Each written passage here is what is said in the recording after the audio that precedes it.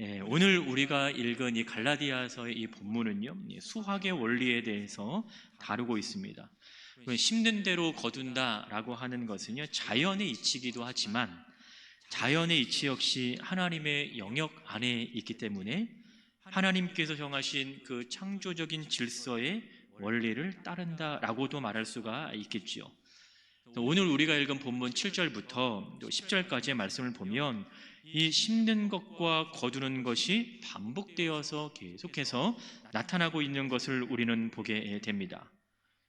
특별히 오늘 본문에서는요, 이 심음과 거둠의 원리를 통해서 그리스도인으로서의 삶의 자세에 대한 우리가 더 좋은 통찰력을 얻을 수 있을 것 같습니다.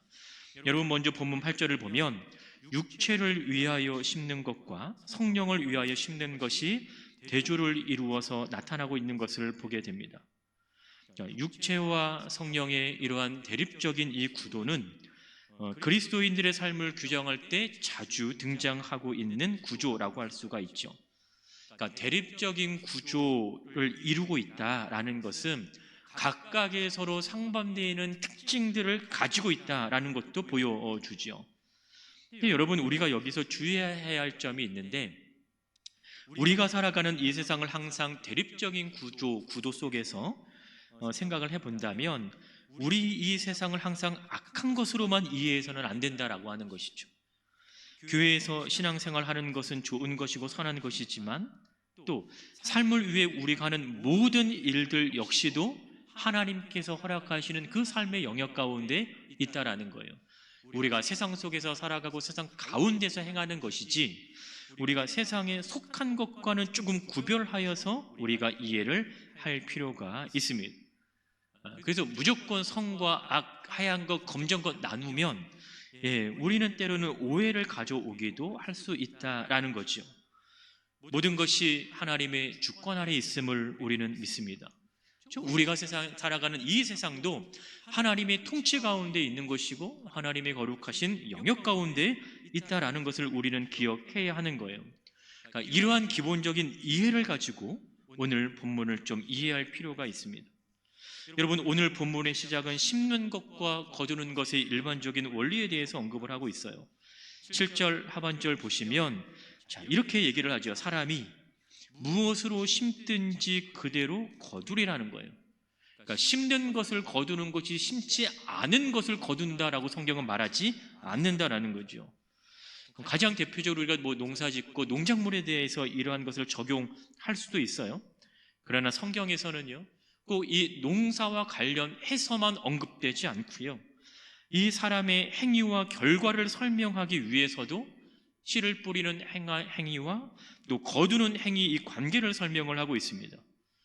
예를 든다면 마태복음 7장 16절의 말씀이나 아니면 누가복음 19장 21절의 말씀에서도 심는 것과 거둠의 이미지를 사용하고 있어요.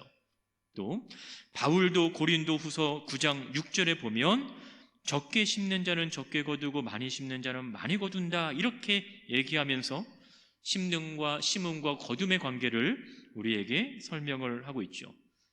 다양한 범주 안에서 성경 안에서는 심음과 이 거둠의 원리를 적용을 하고 있다라는 거예요. 무엇보다 오늘 본문에서는 이 사람의 행위와 그 행위에 따른 결과의 관계 속에서 이러한 수학의 원리를 적용을 하고 있는 것을 보게 됩니다. 여러분, 오늘 본문 7절과 8절을 보시면 바울은 오늘 본문에서 거둔다라고 하는 표현을 3번이나 반복해서 사용을 하고 있어요.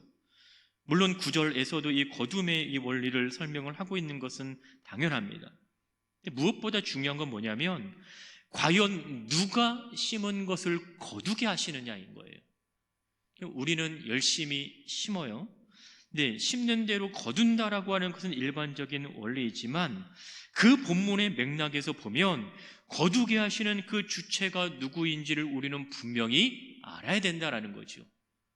그래야 내가 무엇을 심고 내가 무엇을 거두는 것을 알 수 있는 거예요. 또 하나, 하나님께서 세우신 질서 가운데 우리는 살아가고 있습니다. 성도들의 행위에 최종적으로 이 하나님에 의해서 판단될 것이다 라는 것을 본문은 보여주고 있는 거예요. 물론 여기서 언급되는 이 성도의 행위가 이 행위를 통해서 영생을 얻을 수 있는 조건으로 제시되고 있는 것은 아닙니다. 그들의 행위가 영생을 얻는 데 영향을 줄 수는 없어요. 그러나 복음 안에서 영원한 생명을 얻은 자의 모습으로 살고 있는지에 대한 판단의 근거를 삼을 수는 있다라는 거죠. 무엇이요? 인간의 행동이, 우리가 살아가는 그 삶의 모습이 우리가 어떠한 모습으로 살아가고 있는지를 우리는 보여줄 수는 있다, 이 말을 하고 있는 것입니다. 시몬대로 거둔다라는 것이 일반적인 질서인데, 사람들은요, 이 질서, 정말 가장 이 기본적인 이 질서를 인정하고 살아가는 것이 쉽지 않습니다. 그래서 본문 7절도 이렇게 얘기를 하고 있어요. 스스로 속이지 말라라는 거예요. 너희 스스로 너희를 속이지 말라라고 하는 것이죠. 여기서 속인다라고 하는 것은 미혹하다라는 거예요. 길을 잃게 만든다라는 것이죠. 따라서 그리스도인들은 이 세상의 방법에 미혹되어서 길을 잃어버리면 안 되는 책임을 가지고 있는 자들, 우리가 이렇게 그리스도인들을 설명할 수가 있습니다. 여러분, 웬만한 사람들은요, 내가 뿌린 것 이상으로 거두고 싶은 것이 사람의 마음이고요, 또 욕심입니다. 내가 열을 심었으면 열을 거두고 싶은 사람들은요, 많이는 없는 것 같아요. 열을 심었으면 적어도 열 이상을 거두고 싶어 하는 것이 사람들이 가지고 있는 욕심인 거죠. 여러분, 한번 생각해 보십시오. 어떠한 동일한 일을 한다고 가정했을 때 여러분들 어떤 것을 선택하실지 생각을 해보세요. 힘들게 고생하면서 100만 원을 받는 것이 좋습니까? 아니면 반대로 아무런 고생도 하지 않고 편하게 100만 원을 받는 것이 좋겠어요? 일단 분위기에서는 쉽게 말 못하시겠죠? 저는 여러분의 생각을 제가 읽을 수 있을 것 같아요. 힘겹게 100만 원을 받는 것보다 똑같은 일을 할 때 편하게 받는 것이 더 좋을 것 같아요. 여러분은 안 그럴 수도 있지만 저는 그럴 것 같다, 이 말인 거예요. 내가 열을 심었으면요, 나는 열을 원하는 것이 아니고요, 때로는 15, 20을 원하는 것이 사람들이 가지고 있는 욕심이라고 하는 것이죠. 내가 심은 것보다 더 많이 거두고 싶다라고 하는 기대를 우리는 늘 가지며 살아가고 있는 거예요. 때로는 심지 않았는데도 거두고 싶어 하는 것이 사람들의 욕심이라고 하는 것이죠. 내일이 시험이에요. 그러면 열심히 공부해야 하는 것이 맞습니까? 아니면 열심히 기도만 하는 것이 맞습니까? 물론 둘 다가 맞죠. 그런데 좋은 성적을 얻기 위해서는요, 기도만 해서는 안 되잖아요. 뭔가를 열심히 심어야 그 심음에 대한 결과를 가져올 수 있잖아요. 그래서 때로는 우리는요, 신앙과 이 삶을요, 혼동합니다. 너무 이원론적으로 이렇게 나누어 버리는 것이죠. 내일이 시험인데 책은 안 봐요. 열심히 성경책을 봅니다. 밤새 기도를 해요. 그리고 시험 시간에 가서 졸지요. 답을 못 적어요. 그러니까 이게 바른 삶을 살아간다라고 우린 얘기할 수 없잖아요. 근데 이런 생각에 그들 스스로 미혹되어서 길을 잃어버리고 있는 이 사람들이 있다라는 거예요. 그리고 그 길을 잃어버리는 그 지금 상황에 놓여져 있다라는 것을 깨닫지 또 못한다라는 것이죠. 결과가 있으려면 과정이 있어야 되잖아요. 그런데 과정 없이 결과만 생각하는 그러한 사람들이 있고요, 또 그 과정 없이 결과에만 더 많은 관심을 가지고 살아가는 사람들이 있습니다. 바울은 이러한 인생의 탐욕을 경계할 것을 오늘 본문에서는 말하고 있는 거예요. 결국 이러한 탐욕은요, 하나님의 질서를 넘어서서 정당하게 얻게 된 결실에 대한 만족감을 박탈해버린다라는 거죠. 이러한 수학의 원리를 그리스도인의 삶에 적용합니다. 그래서 오늘 본문에서 바울은 육체를 위하여 심지 말고 성령을 위하여 심을 것을 바울은 얘기해요. 바울이 육체가 아닌 성령을 위하여 심을 것에 대해서 분명히 말하는 이유가 있습니다. 여러분, 오늘 본문 8절을 다시 한번 다 같이 읽어보겠습니다. 8절입니다. 시작. 자기 육체를 위하여 심는 자는 육체로부터 썩어질 것을 거두고 성령을 위하여 심는 자는 성령으로부터 영생을 거두리라. 아멘. 여기서 육체와 성령이 아주 명확하게 대조를 이루고 있는데요. 자, 육체를 위하여 심는 자도 있어요. 그러나 성령을 위하여 심는 자들도 있습니다. 심는 행위는 동일하게 지금 나타나고 있어요. 그런데 육체를 위하여 심는 자는 무엇을 거두게 되냐면 8절 보니까 썩어질 것을 거둔다라는 거예요. 그리고 성령을 위하여 심는 자는 영생을 거두게 된다라고 본문은 얘기하고 있죠. 그러니까 결국 이 영생을 거두게 된다라는 말은 앞서서 육체의 결과가 썩어질 것이라면 이것은 썩지 않는다라는 거예요. 그럼 영생이 영원하다라고 얘기한다면 앞에 있는 이 썩어질 것은 영원하지 않다라는 거죠. 하나는 영원하지 않은 것이 결과로 주어지게 될 것이고요, 다른 하나는 영원한 것이 결과로 주어지게 된다라는 것을 보게 되는 거예요. 그런데 이러한 서로 다른 결과를 가져오는 이유가 왠지 아십니까? 바로 이 결과를 가져오는 그 기원, 출처가 어디인지 봐야 된다라는 거예요. 썩어질 것이 어디로부터 옵니까? 성경 보니까 육체로부터 온다라는 거예요. 그러니까 육체를 위하여 심는 자는 육체로부터 썩어질 것을 거둔다라는 거예요. 그러니까 영원하지 않은 것으로부터 영원하지 않은 것을 거둘 수밖에 없는 거죠. 근데 영원한 생명은 어디로부터 옵니까? 8절 다시 보시면 성령으로부터 영생을 거둔다라는 거예요. 그러니까 우리가 육체의 삶을 따라가는 것이 아니라 우리가 성령의 삶을 따라가야 되는 분명한 이유를 성경에서는 얘기하고 있는 거죠. 영원하지 않은 것과 영원한 것, 이 둘 사이에 너희는 어떤 것을 선택을 할 것이냐라는 거예요. 심는 행위는 동일한데 결과에 영향을 미치는 것들이 이미 다르기 때문에 서로 다른 결과가 나타나는 것을 우리는 보게 되는 것이죠. 이렇게 무엇을 위한 삶을 살아가느냐가 전혀 다른 것을 얻게 되는 것을 우리는 보게 되는 것입니다. 좀 더 구체적으로 얘기한다면 영원하냐 영원하지 못하느냐의 이 문제인 거예요. 근데 사람들은 영원하지 않은 것을 영원한 것처럼 생각을 하지요. 그리고 사람들은 영원하지 않은 그것들을 가지고 싶어 하고요, 사람들은 영원하지 않은 그것을 가지기 위하여 열심을 다하여 살아갑니다.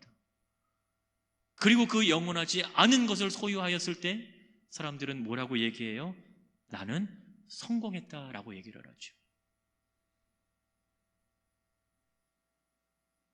여러분 한번 지금까지 살아온 인생을 생각해 보시면서 신앙생활을 잘하고 믿음을 잃지 않고 살아가는 사람들에게 성공이라고 하는 이 단어를 적용하는 것이 얼마나 많이인지 한번 생각해 보십시오. 우리가 명절을 지냈잖아요. 명절에 되면 모든 가족들이 다 모이잖아요. 그럼 어르신들이 묻는 질문이 이런 거잖아요. 그래, 요즘 하는 일은 잘 되고 있니? 요즘 너 하는 사업은 어떠니? 또 학생들, 우리 자녀들에게 그래, 너 공부 잘하고 있니? 공부 열심히 하고 있니? 이것을 물어봅니다. 그래, 너 요즘 믿음 안에서 승리하고 있니? 이런 얘기 들어보신 적 있으세요? 그래, 너 요즘에 너 믿음 생활 잘 하고 있니? 예배 잘 드리고 있니? 기도 생활 열심히 하고 있니? 아니요, 이 말을 먼저 듣지는 않아요. 성공의 판단의 기준은요, 외적인 것에 지금 절대적으로 영향을 받고 있다는 거죠. 그러는 동안에 우리는 이 영원한 것을 잃어버리게 되는 것이죠.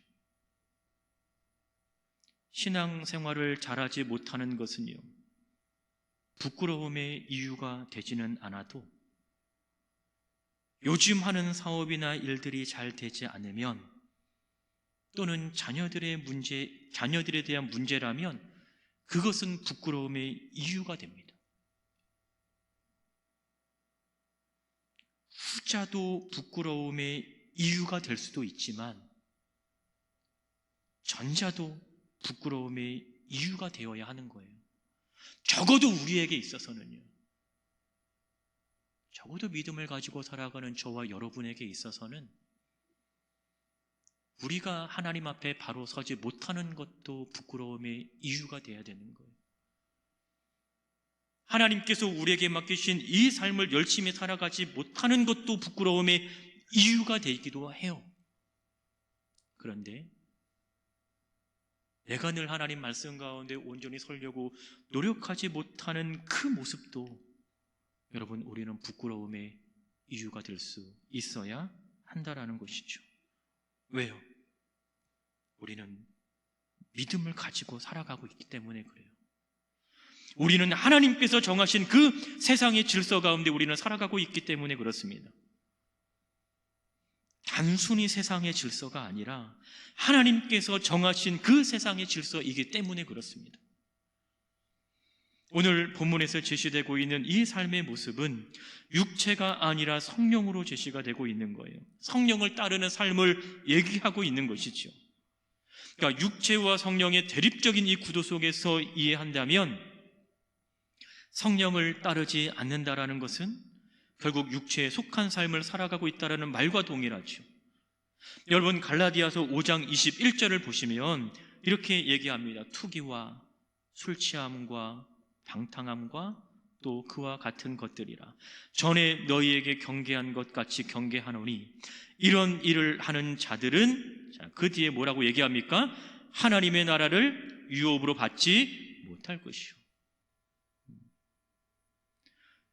전에 경계한 것들이 어떤 거였어요? 육체의 행위와 연결되어 있는 것이죠. 그러면 육체의 행위가 하나님의 나라를 유업으로 받지 못하는 거라고 하면 성령의 인도하심에 따라 살아가는 삶의 결과는 하나님의 나라를 유업으로 받는다라고 하는 거예요. 이것은 우리가 성령을 따라 행하는 삶을 살아야 하는 분명한 이유이기도 합니다. 우리가 왜 성령의 이끄심을 따라가야 되느냐?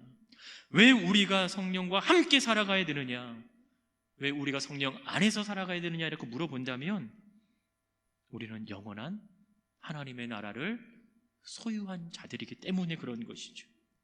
하나님의 나라를 유업으로 받았기에 그에 합당한 삶을 살아가야 하는 것은 너무나도 당연한 것입니다. 여러분, 갈라디아 교회의 성도들은요, 복음을 믿고 지금 그리스도인으로 살아가고 있습니다. 그래서 이들의 삶을 표현할 때 여러분, 갈라디아서 3장 3절을 인용해서 다시 말한다면 그들은 성령으로 시작한 삶을 지금 살아간 거예요. 근데 이제는 그들이 육체의 것을 심습니다. 육체의 것을 거두는 삶을 살아가고 있어요. 이러한 그들을 바울은 뭐라고 얘기합니까? 육체로 마치는 삶을 살아가고 있다는 거예요. 성령으로 시작한 삶이었는데 성령으로 마치는 삶이 아니라 육체로 마치는 삶을 살아가는 거죠. 그리스도인으로 삶을 시작하였는데 그리스도에게 속한 삶이 아니라 세상에 속한 삶을 살아가고 있는 거예요. 바울은 갈라디아서 5장 24절에서 그리스도인들을 이렇게 설명을 하고 있습니다. 다 같이 한번 읽어보겠습니다. 시작. 그리스도 예수의 사람들은 육체와 함께 그 정욕과 탐심을 십자가에 못 박았느니라. 아멘. 그리스도 예수의 사람들은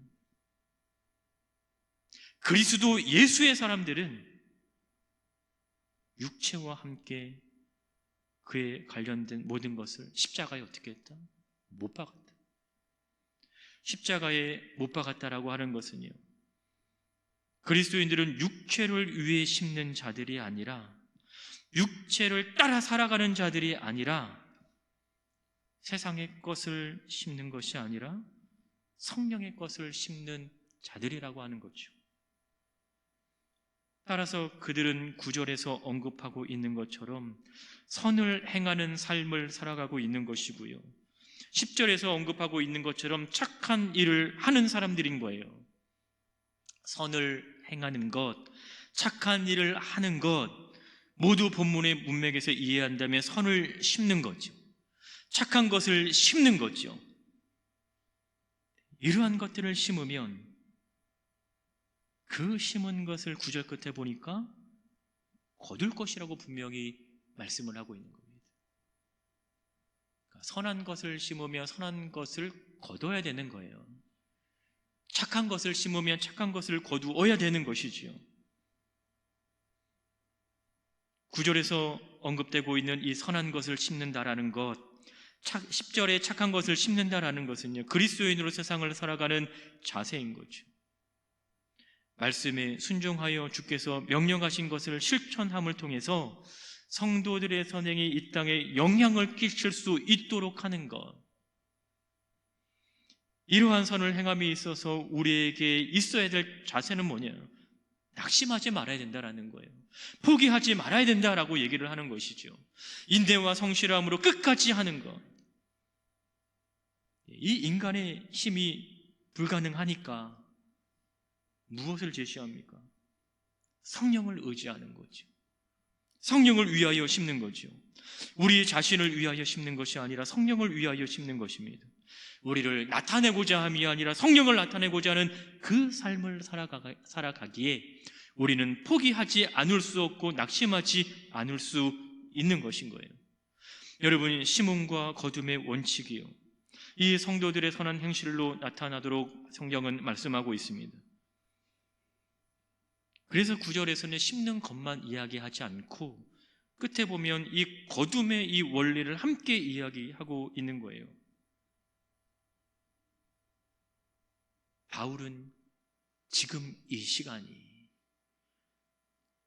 지금 여러분들이 살아가는 지금 이 시기가 성도가 성도로 살아가는 가장 적합한 시기임을 우리에게 말하고 있는 거죠. 에베소서 5장 16절에서 바울은 이렇게 얘기합니다. 세월을 아끼라. 왜 아껴요? 때가 악하기 때문에. 근데 17절을 보시면 이렇게 말씀합니다. 이 주의 뜻을 이해함과 그렇지 못함이 바로 이 어리석음이라고 하는 단어와 연결을 시키고 있다는 거죠. 그렇다면 이 땅에서 그리스도인으로 합당하게 살아간다라고 하는 것은 주의 뜻을 이해할 수 있는 지혜를 가지고 있다라는 거예요. 어리석은 자가 아니라 지혜로운 자로 지금 살아가고 있다라는 것을 우리에게 보여주고 있는 것이죠. 그런데 그 지혜를 가지고 살아가는 시기가 언제? 바로 지금이라는 거죠. 그 지혜를 이해하면서 그 하나님과 함께 살아가는 그 시기가 언제냐라고 물어본다면 우리가 살아가고 있는 바로 지금 이때다라고 하는 것입니다. 여러분은 그리스도인으로서 어떠한 삶을 기대하며 살아가고 있습니까? 여러분은 무엇을 심고 살아가고 있고 무엇을 거둘 것을 기대하며 살아가고 있습니까? 심고 거두고 또 기대하는 모든 행위의 그 근저에는요, 여러분 믿음이 있다라는 것을 여러분 기억하셔야 됩니다. 우리의 삶은 누가 이끄신다? 하나님께서 이끄신다. 성령께서 함께 하시고 성령께서 지키시고 성령께서 보호하시는 그 삶을 우리는 살아갈 수 있다라는 거예요. 결국 우리는요, 믿음을 떠나 살 수도 또 살아서도 안 되는 존재로 지금 이 땅에서 살아가고 있습니다. 무조건 심는 것이 중요한 것이 아니고 무엇을 심는가가 중요한 거죠. 올 한 해를 시작하면서 여러분들은 무엇을 심으시겠습니까? 또 무엇을 거두시기를 기대하며 살아가시겠습니까? 성령의 것을 심고 성령의 것으로 거두시기를 주의 이름으로 축복합니다. 영원한 것을 심고 영원한 것을 거두어 가시는 삶이 되기를 주의 이름으로 축복합니다. 그리스도인으로 살아가는 이 매일의 삶이 주님의 것으로 성령의 것으로, 영원한 것으로 가득 채워지는 복된 삶이 되시기를 주의 이름으로 축원합니다. 기도하겠습니다.